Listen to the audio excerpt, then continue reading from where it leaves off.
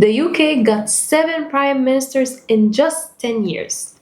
Every leader brought new priorities, new policies, and new questions about the country's direction. And the result? One very tired British economy. So, in this episode, we are going to see what happens to a country's currency when the leadership keeps changing.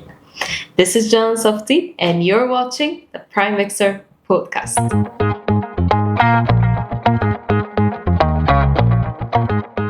Here's a quick note about how the UK works because it's different than what most people think.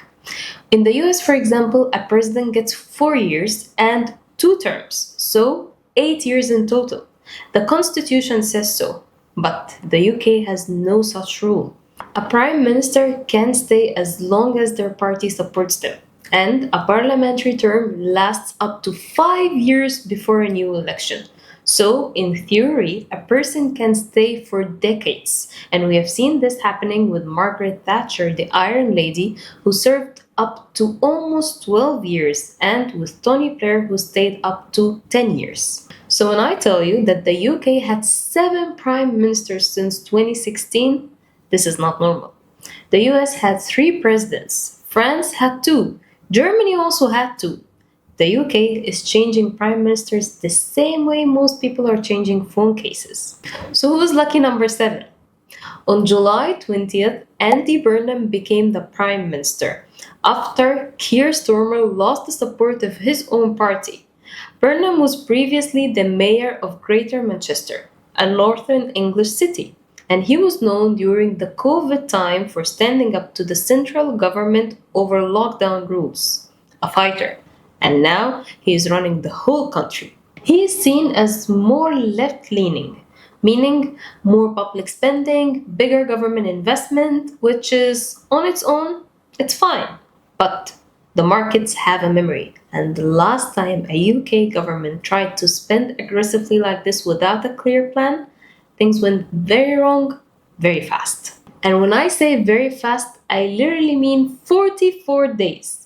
Back in 2022, the Prime Minister Liz Truss came to power and then she announced a big package of tax cuts and government borrowing all at once without a clear explanation on how it's going to be paid.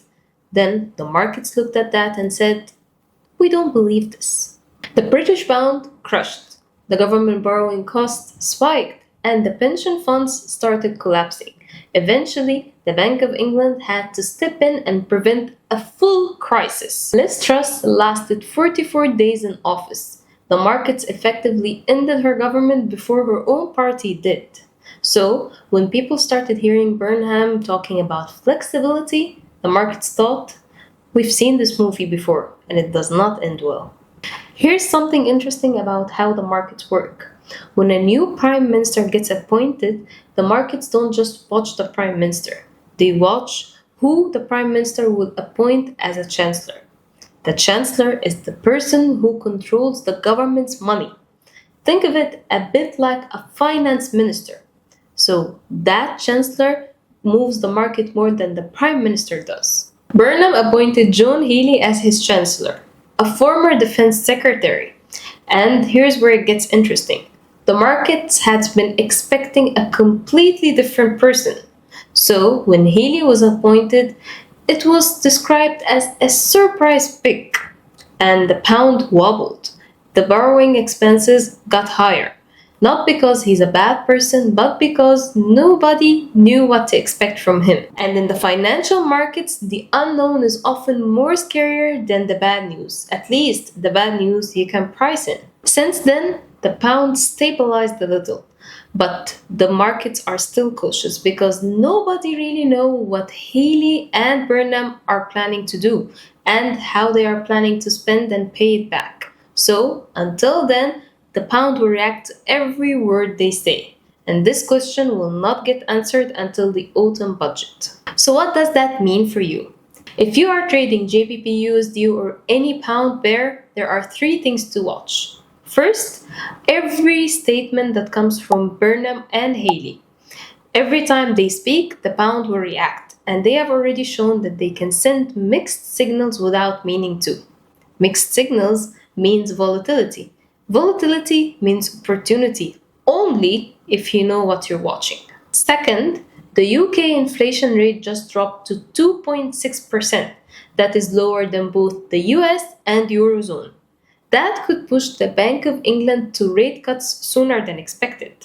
Rate cuts tend to weaken the currency, and the pound will be under a lot of pressure from two different directions: political uncertainty and rate cuts. Third, watch the autumn budget. This is when we find out what the government is actually planning to do with the money. This one announcement can set the direction for the pound for the rest of 2026. This is it for today, everyone. 7 prime ministers since 2016, and the pound is trying so hard to hold it together. So, whether it manages or not, we will find out in autumn, and I will be here to give you the updates. Follow us on Facebook, Instagram, and YouTube for all the updates. This was Janan Safti, and you're watching the Primexar podcast. See you on the next one.